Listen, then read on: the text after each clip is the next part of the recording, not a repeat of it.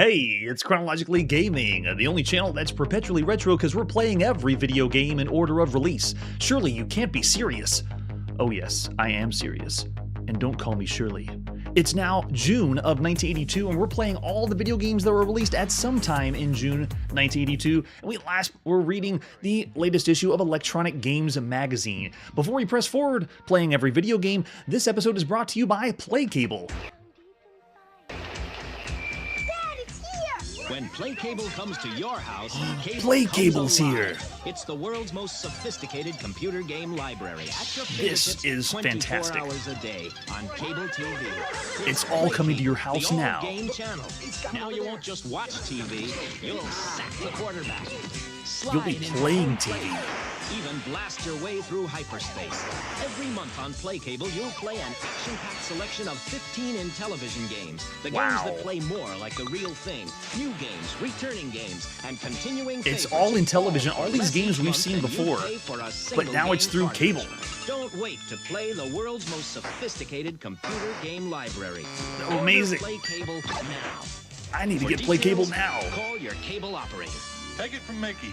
PlayCable's a hit. PlayCable. Who was that guy? Channel. Yeah, that's right. It is PlayCable.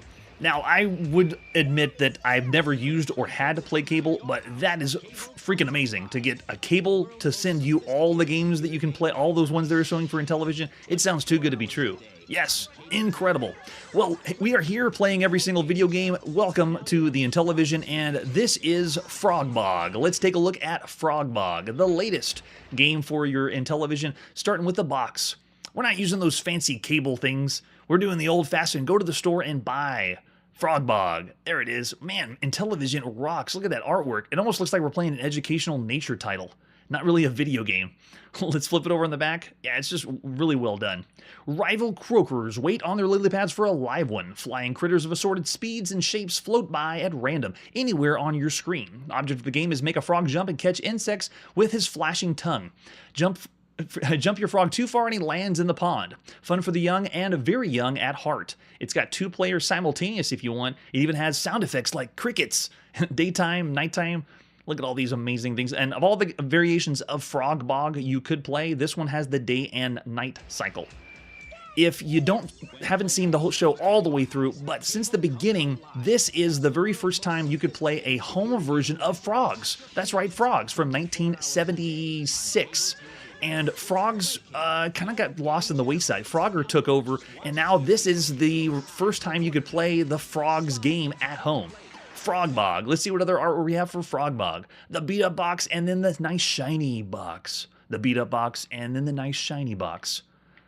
And then there's the overlay we got to slide over to understand how to play the game. But after going from Sub Hunt to Space Spartans, this is a piece of cake. Look at this. You only got 2 buttons for day and night, and then 3 buttons at the bottom. Easy, very easy. And then the disc that you slide around, that's how you jump, use your frog to jump. There's the cassette we're going to pop into our Intellivision with an example of the screenshot. Let's take a look at the manual for Frogbog. How do you play this one? It should play like the arcade, but this one is even better. It adds more functionality. Gameplay is even better than it was in 1976. Well, I hope so. So we got 1 or 2 players. You go for the top score or play against someone else. The object of the game is go for the high score, making the frog jump off a lily pad and catch insects with a flashing tongue. Flying critters float across high or low, anywhere on your TV screen. They even reverse direction. Flies reverse direction? May the best croaker win. So the whole point of the game is just collect flies, just like it was in the arcade. There's the overlay on your hand controller. You have very simple button controls. So now we're playing a simple Intellivision game. Imagine that. Yes. Oh, I thought it was Frogger too. I mean, anything that has frog in the title, now everyone's going to think Frogger. But sadly, Frogs has gone the wayside. And here it is coming back in your home. So you got 3 different skill levels, easy, harder, and hardest, and you push that as the 3 buttons at the bottom. In the 2-player game, both players do not have the same skill level. Adults can give little kids a break by selecting one of the 2 harder control levels, and skill level can be changed after a game begins. Ladies and gentlemen, this is the very first video game where you can change the skill level in mid-game, and the first and second player can change their skill levels independently. There's no other game we've seen where you can change the skill level Like if you're playing with a little kid, they can put their skill level down and then you can raise yours up. But then while you're in the game, you can change it on the fly. It is switch the game skill level anytime you want.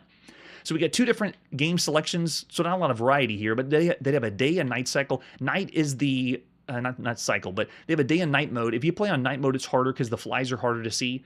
Each game lasts about 3 minutes, either day or night. And there's also different sound effects depending on which one you play. So whenever you start the game up, game starts, stay alert, insects begin to fly across your TV screen. They'll come high, low, anywhere at random. You press the disc to make the frog jump and catch bugs. When you get your frog close enough to catch a bug, the tongue will flash out automatically and swallow a bug, earning points. So you kind of have to time it, unless you play on a harder difficulty where you're controlling the tongue. Press the edges of the disc for right or left movement. Frog will always jump from one lily pad to the other each time you press the disc. When the frog jumps too far, he lands in the water, but unlike Frogger, this frog just comes out of the water, no big deal, because it's a frog. I don't know who designed Frogger and made water deathly, because I hope that isn't a trend, because we've seen so many, we're going to see so many games later where water is a death sentence. It makes no sense. Yes, that's right. Family-oriented. You get an extra half star for that? Yeah, I am with you, Manly. All right, so you can see here the disc can control how the frog jumps, and it also is touch sensitive. You press the edges for right or left jumps, and it doesn't always travel in the same arc from one lily pad to another. How far the frog jumps depends on how long you hold down the disc. So the Intellivision allows like pressure sensitive for how big the jump is. Keep in mind, the whole platformer or jumping is still new, so using the sensitive part of the joypad and pushing it down a little bit is so cool. With practice, you should be able to jump your frog across the screen to catch as many far-ranging bugs, or just make him turn around when he's at a low-flying bug. Maneuver your frog as you close as many bugs as you can before the moon goes down and the stars come out in about 3 minutes. So you can change the skill level at any time. Like I said, this is revolutionary. We haven't seen it before. And there's 4 different types of bugs. Each has different point value. There they are, obviously looking like bugs. I'm guessing dragonfly, gnat, butterfly, and wasp. They don't say exactly what they are, but they have different point values. No way! GenUp's Grown-Ups is here. What's up? And Amanda F is here. How's it going? Yes, loved Frogbog as a kid. Great. Everyone else was thinking Frogger, and I thought Frogger too for Frogbog. Yes, that's true. Saltwater was what Frogger was eating. That's why he died. It all makes sense now. And then over here we got the winning tips. Almost like an Atari manual, telling us the tips of how to play. Don't go in the water. They get out, and the reason the water is dangerous is just because you lose times, because you're trying to get the highest score. Automatic tongue works best when the frog isn't the way up and down, but you can change the difficulty at the same time, and I'll explain how that works when we get in the game. Also, watch your time. After 3 minutes, it's done. Maybe you're not alone. In the one-player game, the computer can beat you. So no matter what, you're going to have 2 frogs jumping back and forth. Final reminder, when the game is over after 3 minutes, you must press reset to bring back to the title frame. Select day or night, and a new game begins. Thanks, Intellivision. I just felt like I got a warm hug by Intellivision. Let's pop in the cartridge and play Frogbog. This is made by Peter Kaminsky and Tom Sulanil. It's sometime in June 1982. Yes, there it is, the classic Intellivision beginning. And you can see over here on the far left side, the overlay that would be in the palm of your hand for the hand controller. Let's just go in. You move the disc, and the game starts. So I played it as a one-player game. If we had 2 people here with 2 controllers, you can just keep bouncing back and forth. But I'll take control of the disc, and you see I can move across as the gray frog. And I'm on the easy difficulty, so it has the same arc. You're literally just jumping back and forth. This would be for the beginners or the smaller kids, and all you have to do to move back and forth is time it so that the tongue comes out and picks up an insect, because the tongue is coming out automatically. So I'm the gray frog going back and forth, and if I hold down actually, I'm trying to see if no, the easy difficulty doesn't make any difference. No matter what I do to the disc at the bottom, it's going the same jump. So no changes there. Now let's switch it up. Let's go to the medium difficulty. So now if I change this, it's going to allow me to change the jumps. Notice my gray frog is switching up, and I can even do a little like taps. See, I'm doing little hoppy frog jumps. And the tongue is automatically coming out to get insects on the second difficulty. So I don't have to worry about when to let my tongue come out to get a fly. It's just going to happen. But I got a lot of nuance with the disc. And if I want to jump like crazy, you can see I can fly over in the water. It feels really good, especially since we haven't seen a lot of platforming games. I wouldn't know if you'd call this technically a platforming game. You are jumping from one side to another, but the jump mechanic is still really fresh and feels pretty good. Yes, and that's true. This is one of the least complicated Intellivision games of all the other ones we played. The computer is kicking my butt right now because if another player doesn't take over with a second controller, the computer just takes over automatically. It does take a little bit of time to get used to, but it feels refreshing just to be able to move a frog and jump back and forth. Get it!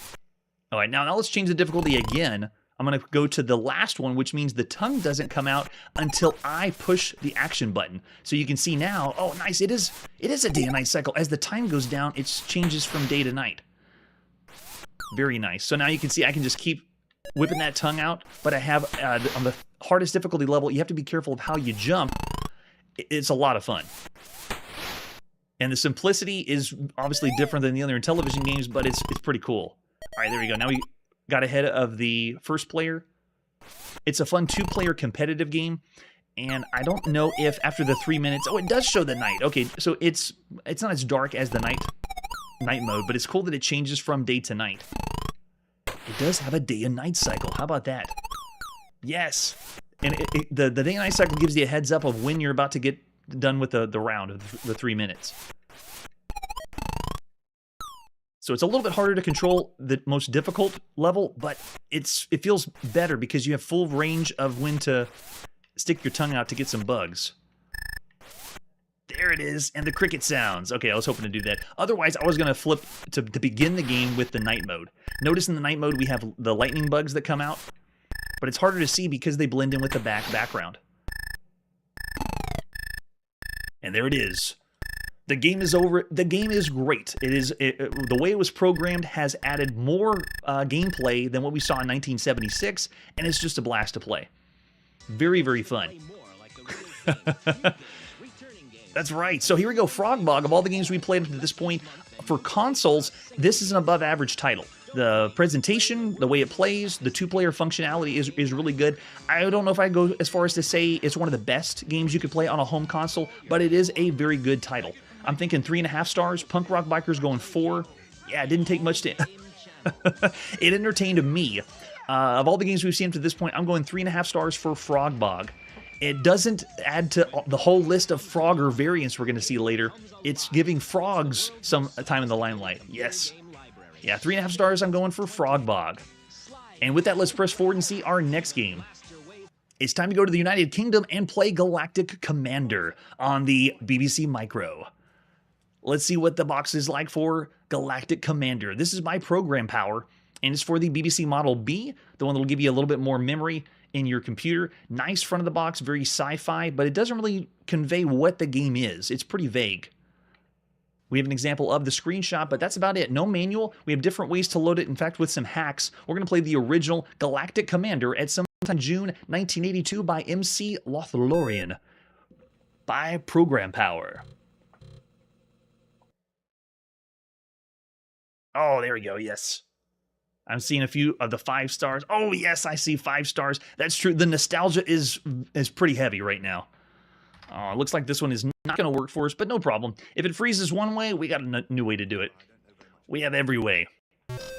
Let's go. And for anyone that has played on the BBC Micro, we got some nice cassette loading sound effects happening in the background. They briefly flashed the controls. That was A and D to move left and then Enter to fire rockets. So the program is a simulation of the space proficiency test currently operated by most of the major civilizations in the arm of the galaxy. You'll be tested in the basic takeoff and landing skills necessary for daily driving. You may start the test at any level, but to pass, you must start at level 1 and go all the way through without making any major mistakes, like being killed. The controls are A and D, and then main jets. What level do you want to start on? Level 1. This level, you have to land the shuttle on the pad under fairly easy conditions. When the shuttle touches down, the speed must be below 1 millisecond, i.e. really low. Okay, let's go. It is a lunar lander variant. Wow, look at the resolution on the BBC Micro.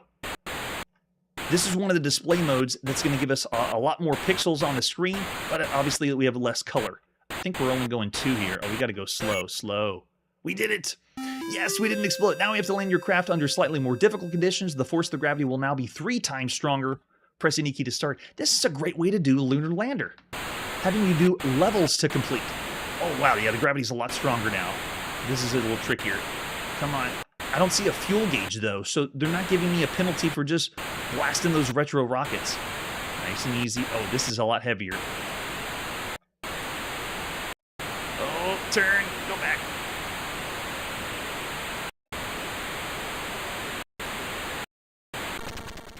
Oh my gosh, it's so sensitive. Ha ha. You're completely dead. You and your friends are dead. Press any key to play again. That's what it feels like. Now, do you have to start over at the beginning? Can we go to level 2? Oh, we can. Nice. So you can pick any level after the first one. That's awesome. So let's go back to level 2. Try to land under difficulty conditions. I like the way the moon draws itself in. Look how the gravity is really pushing down hard. Oh my gosh.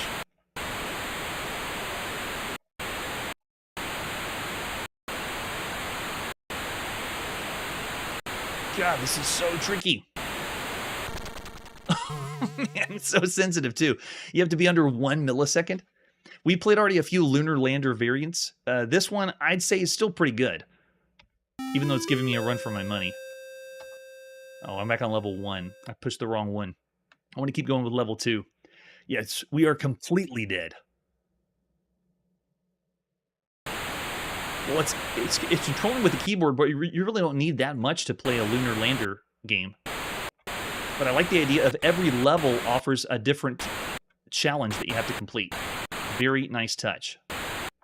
Easy. Easy. Oh, gosh. I feel like I'm still going to blow up. All right, now the gravity's 3 times stronger. I don't know what's going to happen. In the 80s, the future was just bleak, thanks to Blade Runner. Everyone thought it was going to be a dystopian future. Here's no different. Oh my gosh, crank it up, go, quick. Gosh, I was going constant retro rockets. You are completely dead. All right, let's try again, level 2. And if not, we can skip. We'll see if level 3 works. I don't know if it'll let us do level 3 unless we've completed level 2. But let's find out. The keyboard for the BBC Micro is a legit keyboard. Really, really nice. Especially in the United Kingdom. Yes, we did it. We got level 2 done. Level 3 conditions for this level are the same as level 1, except some lunatic will try to occasional pot shot you. Nice. We have someone shooting at us. Where are they? Where's the shots? I don't see any turrets. All right, we'll just go for the landing.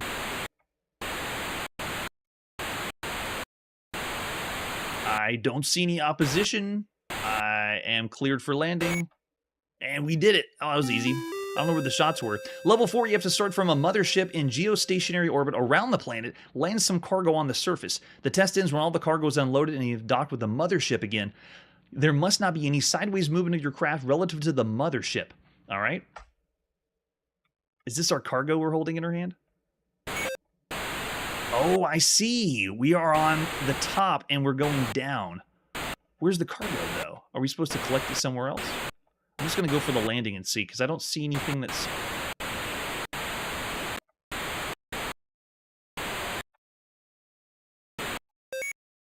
Got it. Oh, wait. It's doing a countdown at the top. Oh, okay, that's filling up the cargo. I'm supposed to stay down. Okay, got it. Stay down. I see. Look at the top. That's the cargo loading up. Cargo's loaded. All right, let's go. And we have to go back into the orbit around the top, so I got to come all the way over to this side. Is it going to... What happened? Did I leave the screen? Oh, okay, I'm still there. Where's my ship? It just flies off the top.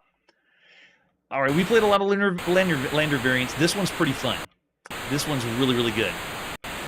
Even though it's only controlled with 3 buttons, left, retro rockets, right, and then fire. It's great playing these mission-type games. Did we do it? Did we finish? Yes, we did it. Now we're on level 5. Gravity will now be as for level 1. The lunatic is back. You have to take off and land from a moving mothership. The game will end when all the cargo is unloaded and you have redocked with the mothership. So now it's going to be moving across. Yes. So nice. Okay, so now we're going to have opposition down below. I don't know. We didn't... Oh, there they are. Now they're shooting at us. This is going to be so hard when they do 3 times the gravity. No. So you have to know when to take off so you don't get blown up. Another great game, and because you want to see what's next. What's the next level going to have? You're completely dead. Yes, we have to parallel park the ship. I would love to see that. So I want to keep playing. That's another great draw of an excellent video game. Man, for the Lunar Lander variants, that's one of the best ones we've seen of all the Lunar Lander variants. For a home computer game, that's a great title. I'm thinking a 3.5, maybe 4 stars. Trying to think of anything else we played. The controls could be a little clunky, but that'd be being pretty picky. I'm gonna go for all the games you could play at the time. Galactic Commander is a really fun time. Yeah, I'm going 4 stars because they're letting us go level to level. What's the next level? That's what's cool. That's what's great. All right, so 4 stars for Galactic Commander, the best Lunar Lander variant we've seen so far. Yes. All right, so 4 stars all around. Let's see what our next game is. It's time to go to the Commodore VIC-20, and this is Hoppy. We're still in the United Kingdom. Hoppy is part of a compilation called the Innovative Cassette 3. Clifford Ramshaw is on the front. I don't know for sure if he did Hoppy, but this was published by Melbourne House. So let's pop in the cassette and play Hoppy. It's sometime in June 1982. So this is one game part of the rest of a compilation of games. Just bear that in mind before we get dumbed down with, oh my gosh, the noise is so loud. Let's crank it down just a tad there. All right, so Hoppy is, ladies and gentlemen, a Frogger variant. So even though Frogbog wasn't the Frogger variant you thought it was, this one is. Oh my gosh, it's so slow. And if you're not familiar with the Commodore VIC-20, they are using text characters. This is not done in graphic. Well, it's obviously some graphics, but it's using all the text characters that are part of built into the Commodore VIC-20. So what we're seeing here, they're just using what the system has. But it is bare bones Frogger. It is slow. I'm having to wait for the... There's even a delay, and I just died for no reason. Uh-oh, this might be borderline broken. But at least we can play this one. If you saw the episode where we were playing the computer in Japan, the PC 6001, Frogger, official Frogger by Konami was on it. And this one looks kind of like it. This one looks like the graphics are similar. Let's see if I can at least make it across the street. Nice and easy. Go, go, go. Yeah, I'm dying, and I don't know why I'm dying, so that's pretty much broken. Yes, most likely basic. But the only thing I'll say is this is really similar graphic-wise to that NEC PC 6001 Frogger that's officially by Konami. Because if you look at the Frog, the design of Frogger looked more like a stick figure on the 6001. So that's all I'll give the Commodore VIC-20. That is very interesting. We just saw that game, and here we have Hoppy, which is really close to it. Well, Hoppy, though, is not really fun. That's borderline broken because I was dying across the street and I don't even know why. It was part of a compilation. We're going to see that a lot in the United Kingdom. So I'll say of all the games we've seen up to this point, Hoppy is a 1-star. It's refreshing because it's Frogger, but it's still a broken game. Yes. Landfill. It's part of the compilation. There was other ones on there. 7 other games that were included too.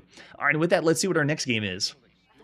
As we traipse along at some time in June 1982, here in Italy is Isidoro and Sonia, Cessate e Fuoco, which my Italian's terrible.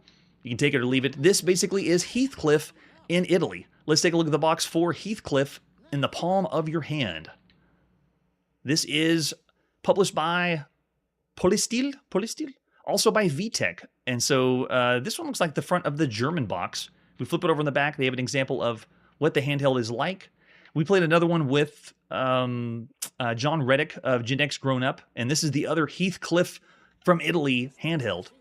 Let's go put in the palm of our hand, Isidoro and Sonia, Cessate il Fuoco, which in Italian roughly translates to ceasefire. So let's play some ceasefire. There it is. In the palm of our hand. Another proof we're playing every single video game. Let's put game A, pushing game A, and we're in. Oh man, the sounds.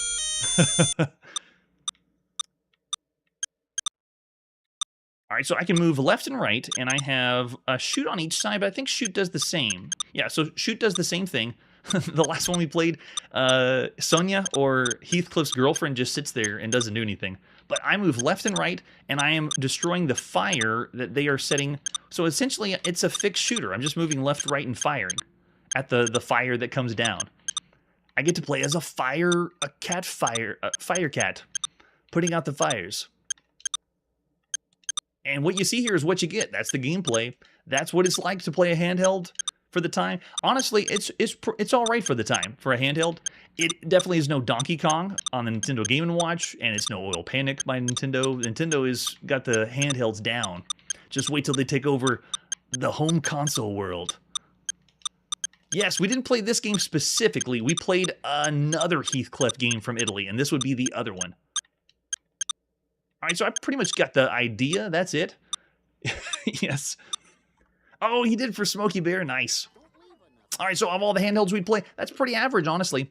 I'd rate it higher because of all the handhelds we've seen up to this point. It just gives me Tiger Electronic vibes. So I'm going to go 3 stars of all the handhelds you could play up to this point. It does the job well, and it's a fun time waster. All right, after going to Italy, let's see where we're going now. It's time to head back to North America and play Killer Mansion on the Coco. Let's check out Killer Mansion. This one has no other artwork except for a few screenshots, so we're just going to pop in and play Killer Mansion. At some time in June 1982, we got Killer Mansion.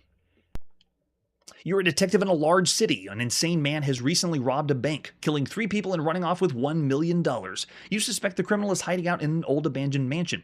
Your mission is to find the treasure and the money while evading the criminal. All commands are verb noun, so 2-word text parser. Aw, thanks. We like 2-word text parsers here.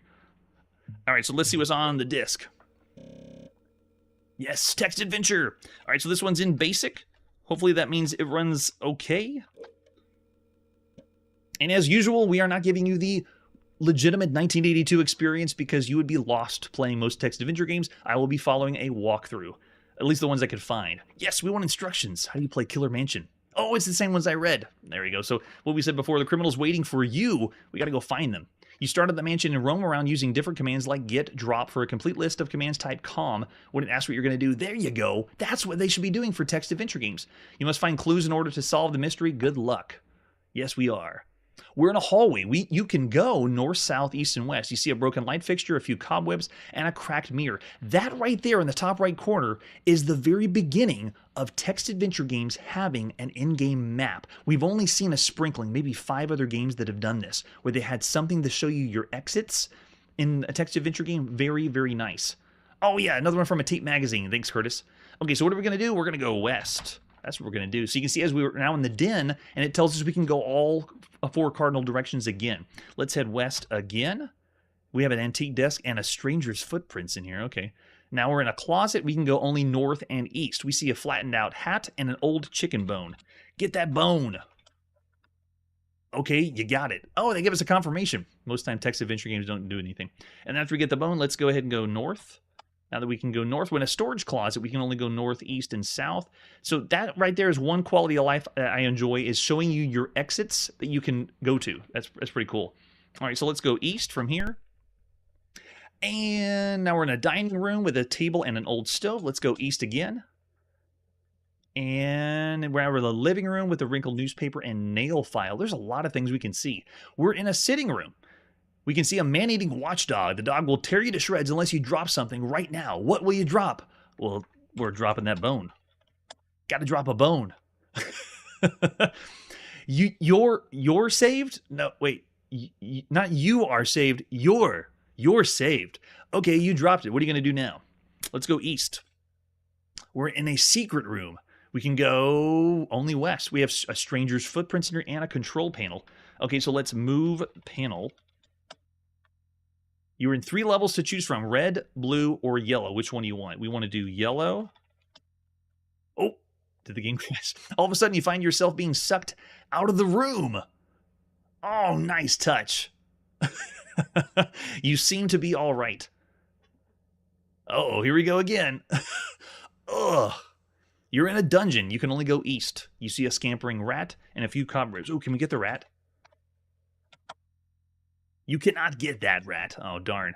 That's one of the things I enjoyed about text adventure games, is just seeing what was possible. What could you do? Okay, so we can't get the rat. Let's go ahead and go east, because that's the only way we can go. We're in a torture room. You can see an old skeleton. Nice. Okay, let's move the skeleton. The skeleton rolls over. There's a knife clenched in his hand. Get that knife. Okay, you got it. All right, let's go ahead and head north. You're in a jail room. You can see an ice pick and a locked door. Okay, so get pick. Get pick. Get the pick. And after we got the pick, don't pick the pick, but pick the pick that you didn't pick. And then use the pick. And they're going to ask what on, I bet. It worked. The door opened. You find yourself in a den. Okay, so after we do that, let's go ahead and go south. You're in the kitchen. Oh, the scampering rat is back. I wonder if he moves around from room to room when you play. Yeah, it's yeah, we need to go back to Bedlam and have frontal lobotomy time. All right, so after we go there, let's go south again. We're now in the dining room again. Looks familiar. Okay, let's go east. We're in the living room. Let's go east again. We're now in the sitting room. We have a friendly watchdog. He's chewing the bone. So now we have south. We're in the bathroom with a towel, rusty faucet, and plunger. These kinds of text adventure games where you're wandering around the mansion, they're kind of fun because you have different things you want to try and do. In each room, I want to try and pick things up and do things with them. I'm following the walkthrough because, believe it or not, this is a pretty cryptic text adventure game, and there's not really a whole lot you can do. There's more of puzzles that will pull your hair out kind of thing. You got me, Errol. I'd like to know what it is, though. Yeah, I'm sure. All right, so let's see what's next. All right, so let's go south again. We're in the fruit room. This time, let's go east. We're in the coal room and go east again. We're in a small passage. We have, a half-eaten Whopper, a stranger's footprints, a blood stain. All right, let's go north. We're in a hiding room. We can see a silver key. You hear someone. You're looking around. It's him. All of a sudden, the lights turn off, and he jumps on you. Oh, man, time to turn the lights off. Wham! Thud! Zap! Oh, nice touch! See, this is great. These are little touches that just change up the text adventure game. Your only chance is to use something. What are you going to use? The knife. Yes. The criminal falls back. His last words are, "They will never find it. It is too deep." Oh, now we got to find what it is. Let's get that key. Okay, you got it. So much fun. We played a lot of text adventure games here on the show. That was just a quick taste of the Killer Mansion. It's actually a short one if you know what to do, but it's another very cryptic text adventure game. Of all the text adventure games we played for the time, I still enjoyed it. Had a pretty good time. I'm going to go 3.5 stars for all the games you could play on a home computer. It's around the average range, but I'm going to notch it above just because of the quality of life with the map in the top right corner, and then how they were changing up the way the game was played with slight graphics. So cool game. Killer Mansion. Let's press forward and see our next one. We're still on the TRS-80 color computer, and now it's time to play Maze Race. Let's see what Maze Race has for us. Another one that we don't have any images for. Yeah, we just have a few screenshots for Maze Race. Let's pop in and play Maze Race by Andrew Hubble at sometime in June 1982. Hey, thanks so much, Gen X Grew Up. I appreciate it. You liked Killer Mansion that much? Or maybe you like the color computer that much. All right, so this one is machine language. We have to know how to load this one. Big shout-outs to Curtis Boyle. Couldn't have done this without you. To play some Maze Race.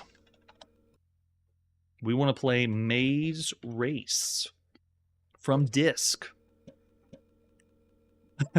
That's true. If it was a Whopper, was it really endorsed by Burger King? Or we're in the Wild West of video games, so anyone can do anything they want to do. All right, so start the program. There we go. Mr. Hubble, great job. This is published by Tom Mix Software. I'm ready to play. Now, this game can be played with 2 players simultaneous. Now, I will show you, because if you do 1 player, it's just one person going around the maze. So I'm going to push 2 for 2 player, and we are in. So the way this works is, it is a top-down maze game, but it's a legit, it's a maze, as you can see.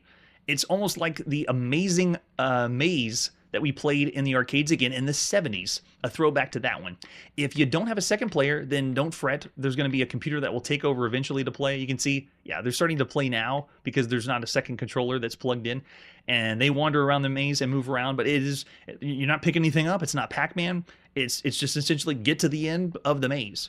So what you see here is the way it works. They're not even tracking or showing you where you came from. It is, you just have to memorize and know where to go, which I'm already lost because I was narrating and trying to go through at the same time. Let's try to go, no, I am totally lost. Whoa, after a while, the colors, gosh, they pop so much that you don't know what to do.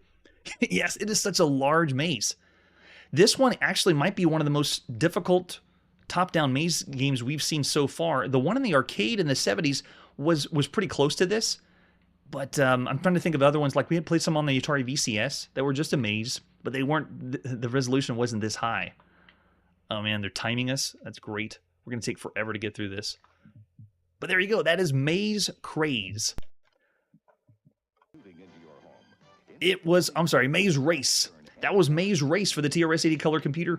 What do you say? A maze game that's 2-player simultaneous? It's a nice touch. I'd still say of all the games you could play, it's around the average range. It is enjoyable if you have a friend to play with, but it's not something that's pushing the boundaries or doing anything incredible as far as gameplay goes. So there's Maze Race for you. Victor's going 2. Yes. Oh, yeah, someone's gray matter, possibly. All right, let's keep going and play every single video game. Our next game is still on the TRS-80 color computer, and this is Mercenary Force. At this point, when we play every game that's released at some time in June of 1982, they have to be in alphabetical order, and just happen to be these 3 Coco games in order. For this one, we have the advertisement you would have seen in magazines at the time. This is by GoSub. Mercenary Force says it's a command a mercenary army. Decide the number of men, type of weapons, armor, air support, medical aid, and transports. Battle the enemy in jungles, underwater, on moons, and in space. 1 to 4 players. You need 16K, and it's only $17. All right, let's pop it and play Mercenary Force by GoSub International at some point in June 1982. Yes. All right. Yeah, anything with 2 players, I always bump it up higher than it should, because if you got someone else to play with, it's a good time. All right, Merc Fork. Let's go. Another one in basic. This game is the business simulation game that we've seen a few times before, but it's the business simulation where you're running a mercenary force. You're in charge of... Oh, this is nice. Let's do 2 players. First player, I'll play as Chrono. Last person in chat was Errol. So, Errol, you are on the board. Let's play some Mercenary Force. Force Leader Chronos, concept report for year 1. I have 2 million credits available. Your job is to attack, and your pay will be, wow, over 3 million credits. So it tells you the mission, and you got to decide if you want to accept the mission or not. It tells you what planet it's on. We're in a sci-fi world. We don't have any other paperwork or artwork to know about the story of this game, but we have enemy troops, weapons, armor, and it tells you what we're going to go against. So I'm going to say no. I'm going to say I'm not going to accept this mission. I'm going to push number 2, and now it gives us another one to check out, and I'm going to say no for this one. I'm going to say no, and I don't want to do this one either. Let's just say no. And so it shows us our forces. It gives us the stats at the end of the year. We push enter to continue, and then my turn is done. So the first player is finished with their turn. I didn't do anything exciting. I just said, I don't want to accept any missions right now.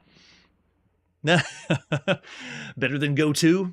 That's right. We want more subs. We want more subs here. Yes, the Burba printer stand is all cool. That's true. Yeah, it's happening now. It is.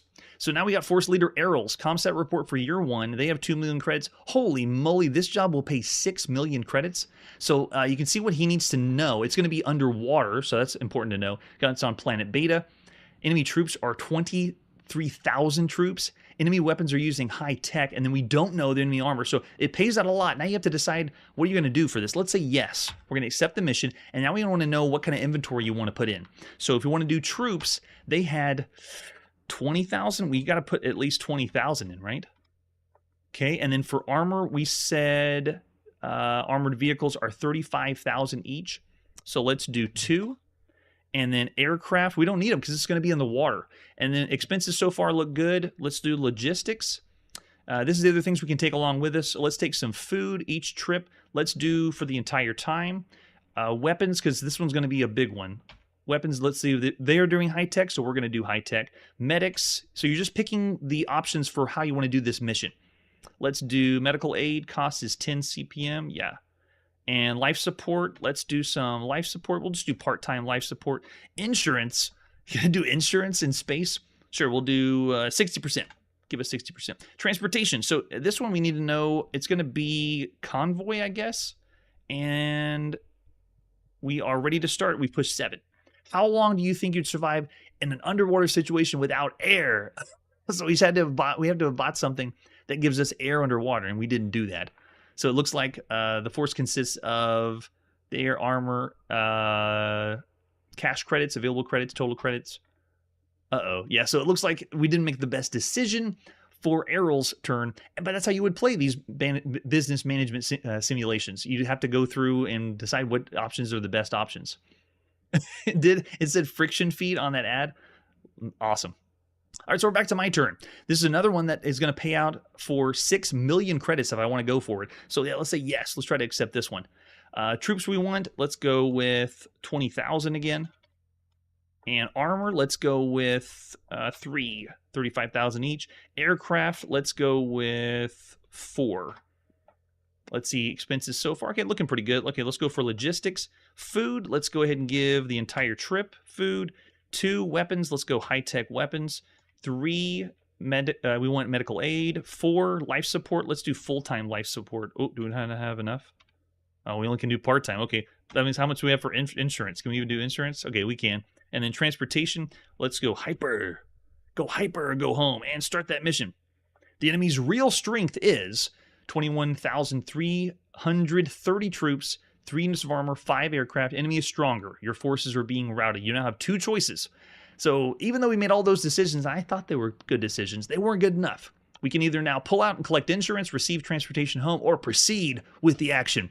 We are going to go proceed with the action. Let's go.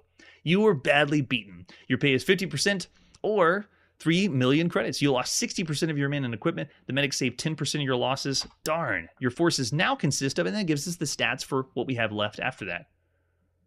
And then it's Errol's turn, and then it proceeds back and forth. Turn-based business management game. Really funny, though, that you're playing a business management game, and it's about a mercenary force. So cool.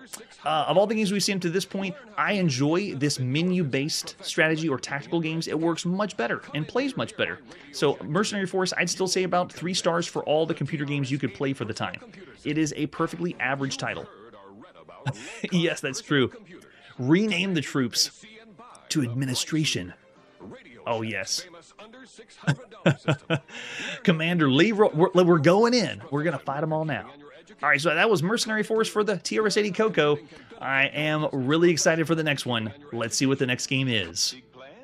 It's time to go play on the Atari home computer, and this is Nautilus. Let's see what Nautilus is all about, starting with the box. This is the game from Synapse Software. I'm really excited to show this one off. The front of the box just says, hey, we're playing a naval warfare game. We got a destroyer there. We got a sub. We're going to have some watercraft fun. Let's flip it over on the back. This game requires joysticks. There isn't much time. You're the commander of the Nautilus, an average class submarine armed with full arsenal of Thunderbolt torpedoes. The fate of the continent rests on your ability to think and act instantly. The danger is overwhelming. On the surface, destroyer transports armed with depth charges and motion-seeking missiles hunt you. Below, the submarine attack bases protected by energy core transformers launch floater mines to intercept you. Behind, frogmen. Limpet teams stalk your every evasive maneuver. Ahead, unknown danger awaits, and meeting with destiny. Blast after blast rocks the Nautilus, and you fight for control. And time after time, your torpedoes home in on their target. But can the Nautilus take the punishment? Do you have the nerve and will conquer and prevail? Twin independent screen displays make Nautilus the fastest, most unique game that you've ever seen. Challenge your friends or the computer in this 1 or 2 player action-packed arcade game. Good luck, Commander. You'll need it. And the reason I read the intro is because a lot of intros for games, when you go to the store and read them on the back, they promise a lot. This game delivers. Let's see what we have for Nautilus. This is one I did not hear about until doing the channel, and I'm really excited to show it off. Here's the ad we have for Nautilus, along with Chicken, which we've seen, and Protector, really good games. Nautilus is another one by Synapse Software. There's the cassette that we'll be playing on. It's both in cassette and disc. There we go. There's an example of the 5 1/4 floppy disk. Here we go. The manual for Nautilus. This is by Mike Potter. Way to go, Mike. On Synapse Software, shows you how to load. We're going to skip by that. The object of the game is to score as many points as possible. Haven't heard that one before. During a time period selected. Since Nautilus is an interactive game, the strategy and goals differ between the submarine, which is the Nautilus, and the Colossus, which is the destroyer. The Nautilus scores points by destroying underwater enemy cities. They have proton energy pods at their centers. The pods are vital to the Nautilus as they are the source of power for the submarine's engines, defense, and life support systems. The Nautilus has Thunderbolt torpedoes, and they blow apart the underwater cities, depth charges, Barracuda missiles, and then they can even attack the Colossus directly if you want. The Colossus, or the destroyer, is designed to transport underwater repair teams from the right-hand shore to the left-hand shore. It carries an armament of depth charges and Barracuda missiles. It moves at roughly twice the speed of the Nautilus, and the commander of the Colossus can gain points for every successful transfer of men from one shore to the other. So they get points by doing rescue missions. So there's a simultaneous rescue mission here and a destruction at the same time. Oh yes, it's that dude and his robot cat. That's right. Yeah, if Yoda was a meth head, right? The Colossus uses depth charges as an offensive weapon, trying to contain the Nautilus and destroy it. The depth charges drop quickly as the difficulty level increases, and they're detonated by contact with subterranean objects. The Barracuda missiles are the ones that the Nautilus can shoot out, and they can be launched over and over again. It uses your power-up to do that. And then we have the Limpet Lurkers, which are intelligent pursuit devices that materialize at random areas of the depths, lower depths where you wait for the Nautilus to pass by. And now we have the underwater cities. They contain vast energy supplies in the form of protopods. They're positioned in the core of each city, so you have to destroy the city to get to the pod. If the rebuilding of the cities takes place when the Colossus at the top completes a trip from right to left. After that, the repair team departs, goes down the left chute under the ocean floor, and the damaged city rebuilds itself, and a new core is replaced underneath it. Energy core transformers are the electronic locks located at various entrances at caves and other parts that are deadly to any vessel that makes contact with them. So in other words, don't let your sub go there. There's also a sonar here. It has showing you where the submarine is if you're only going to look at the top of the screen. And oh man, this has so much to it. There's so much to break down that we haven't seen before. This is a revolutionary game. Skill levels and handicapping. There's also 9 different skill levels, but you don't push the select button on your Atari computer to select it. You push A through I to go the different skill levels. You can also select how many points are awarded for each city block that's repaired, and this ranges from 10 to 9, so you can even set the number of points and use that with numbers 1 through 8. You can also select the number of time. Oh, okay, so that's what the select does. And you can play either a 3 to 9 minute game. So the select on your home computer does something. And then you also have player options to play against the computer or 2 players simultaneously. And then we also have the notes of how to play. I'll show you how to play Nautilus. That's all we'll need for the manual. Let's pop in Nautilus and Play by Mike Potter at sometime in June 1982, published by Synapse Software Corporation. This has so many things that we haven't seen before that I don't know if I'm going to be able to get into all of it. First, we'll start with this.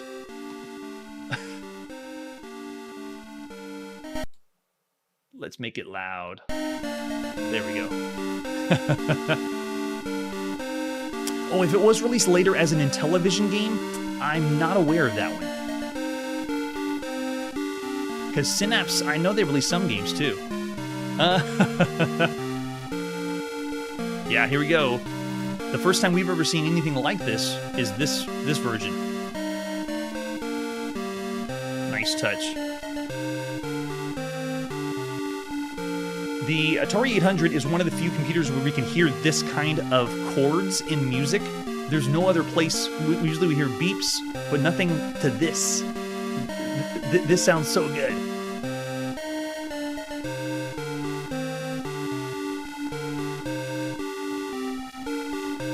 All right, let's go.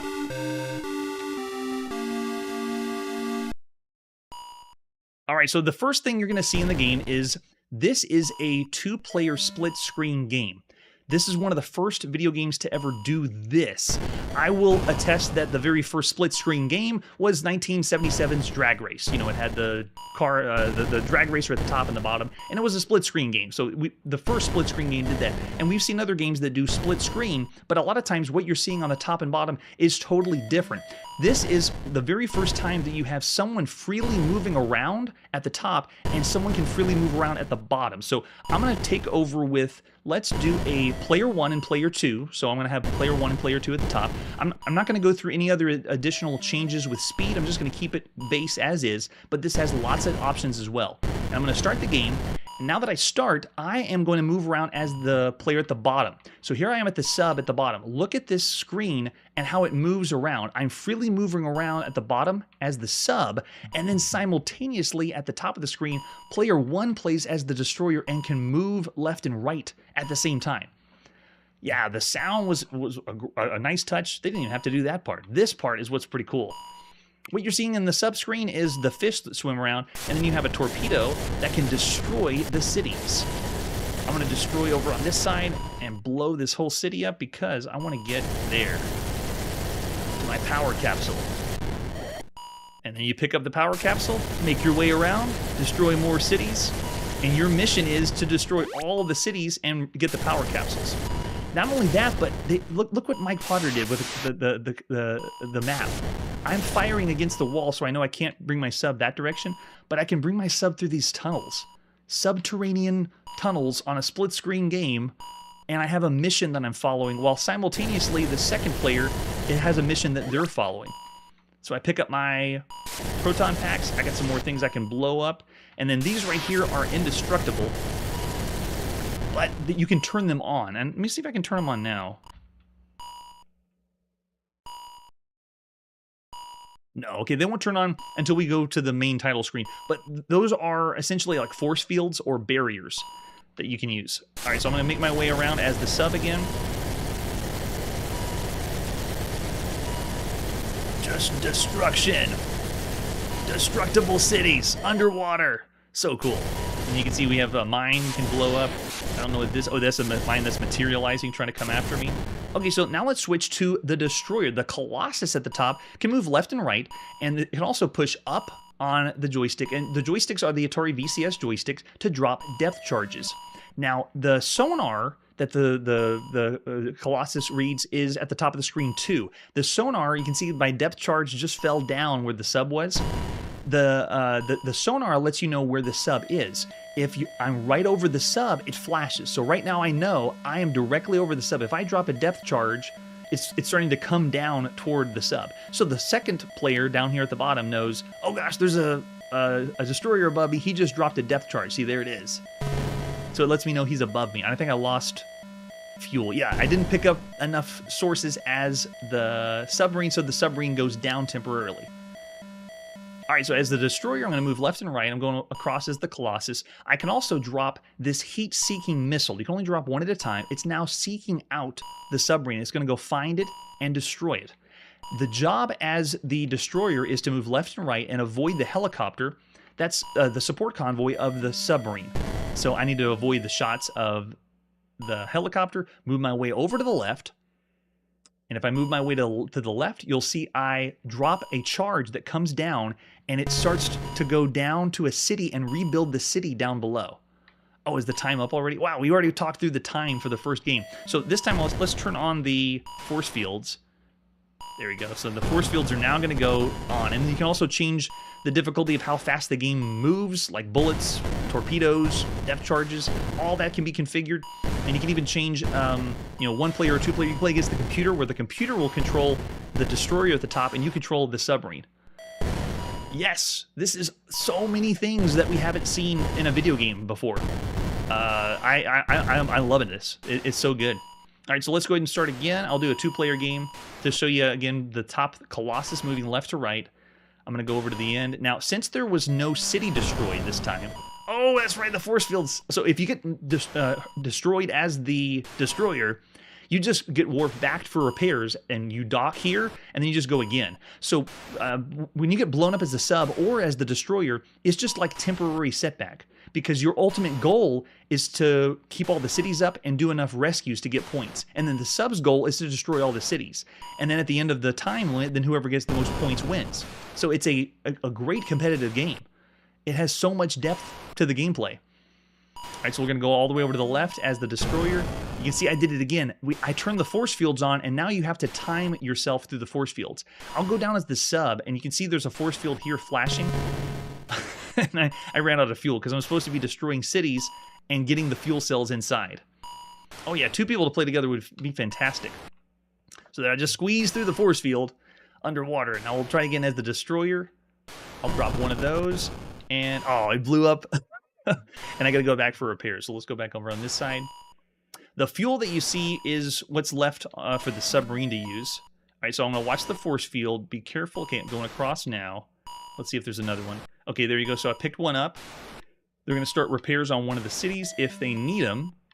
You can see it pass by underneath the sub. And then I go back over to the right, and I get some points as the... there you go. I got 1,000 points as the destroyer. But this would be a great game to go back and forth, trying to see who could get the number of points or not. Oh yeah, the 2-player is so good.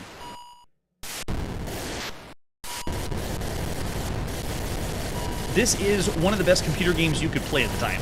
For all this game, all the gameplay and variety, and the 2-player simultaneous gameplay, there's so much here they're doing that we haven't seen that it sets it apart as just a very well-made game. There we go. Pick that one up. You can see my fuel changes on the submarine whenever you blow up the city and grab the fuel.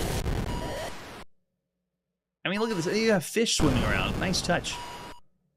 Now I got to be really careful as the sub as I move around. So you can see I have more force fields. Nice and easy. I'm going to slip under the mine and then turn around and blow this one up. And the other thing that's great too is this is being controlled with the Atari VCS joystick. So nice. Yeah, even when you play against the computer, it's a lot of fun, and you can change the difficulty for how fast the depth charges are going to come down. So the way I'm playing on the slower difficulty, it's more of a strategy game. It's almost like you're playing a slight naval simulator for the time. But if you crank the difficulty up and it goes really fast, it turns into more of a shoot 'em up, like you're playing Fathoms 500. You can see I just love the idea of it's simultaneously splitting the screen so we can play. We haven't seen this. The only things we've seen were identical split of the top and bottom. Nothing where it's independently working from one another. And there you go. The time is up again of the second time we played. Oh, yes, that's true. But we haven't seen Archon yet. I don't know what that is. Yeah, there's too many cool things in this one. I really don't want this one to be missed. If it is true it's going to be ported later, we will see that one. But for the very first time we can check it out. Of all the computer games you could play for the time, I say it's one of the best computer games. I'm up there with 4.5, possibly 5 stars. Split screen, simultaneous, 2-player co-op. We have objectives, separate objectives for the first and second player to do, and there's almost like a tug of war, because whenever you play this with 2 people, the destroyer is going to keep trying to repair cities while the sub's going down to destroy cities. So it's a constant battle of back and forth between the 2 people. And if you want to play longer, you know, you can get more points for making the time last longer. It's an excellent game. Yeah, so I see 4.5 easy. I'm going to go 5 stars all the way up. I just don't want this one to be forgotten. I want it on our list of some of the best games you could play in 1982 for the home computer. 5 stars for Nautilus, one of the best computer games of all the computer games you could play up to this point. All right, and after that amazing release, it's time to put our video game playing on pause this evening. We're going to continue playing everything we couldn't find the definite release date for in June of 1982, and then keep going with summer. Lots of good releases coming up. That's it for today, and like I always say, what are you going to do? Wait for someone else to play every video game? Hey everybody, thanks for checking out the channel and joining me on my quest to play every single video game in order of release. We'll be streaming live every weekday at 9 p.m. Central, so join us and let us know if we missed any games along the way. This video would not be possible without Launchbox, RetroArch, and MAME. Tell all your friends there's some crazy guy named Chronologically Gaming trying to play every single video game.